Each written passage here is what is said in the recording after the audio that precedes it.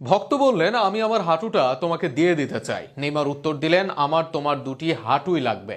সান্তোসের সর্বশেষ ম্যাচে জয়ের পর ভক্তের সাথে এমনই কথোপকথন হয় নেইমার জুনিয়রের।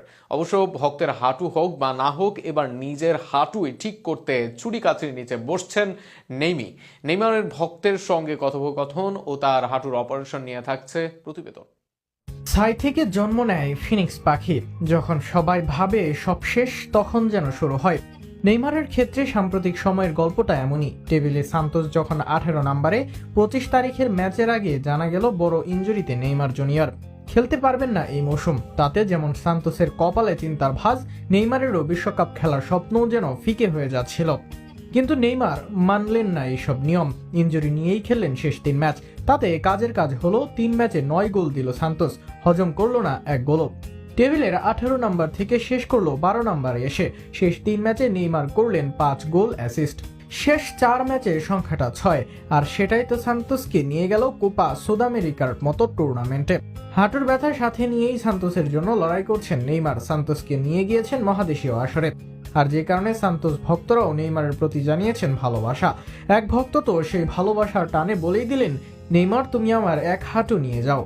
নিজের হাঁটু না থাকলেও নেইমার খেলুক, এটাই চাওয়া ছিল তার। নেইমার অবশ্য এটাকে জবাব দিলেন রসিকতার সুরে। বললেন, একটি নয়, আমার তোমার দুটি হাঁটুই দরকার। হয়তোবা 2 হাঁটুতেই সমানভাবে ব্যথা অনুভব করছেন নেইমার, আর সেখানেই রসিকতার সুরে যেন জানালেন নিজের অবস্থার কথা। সান্তোসের ম্যাচের পর ঘটে এমন অবস্থা। টিএনটি স্পোর্টসে আসে সেই উক্তি। সেখানে স্প্যানিশ ভক্ত নেইমারকে বলেন, নেইমার, আমি তোমাকে আমার হাঁটু দিয়ে দেব যাতে তুমি খেলতে পারো। এর জবাবে 2 হাত উঁচিয়ে নেইমার বললেন, আমার তোমার দুটি হাঁটুই চাই। তবে আপাতত ভক্তের নয়, নিজের হাঁটুই ঠিক করতে যাচ্ছেন নেইমার। সান্তোসের হয়ে যাওয়ার পর সবার কাছে এমনটা বলেন তিনি।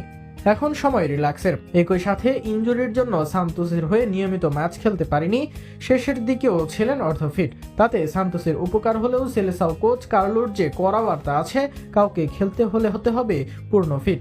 সেই ফিটনেসের তাড়নায় এবার ছুরিকাচির নিচে বসছেন নেইমার। সুস্থ হয়ে 100% ফিট হয়েই নেইমার আসুক বিশ্বকাপে, এটাই চাওয়া সব সেলেসাও ভক্তদের।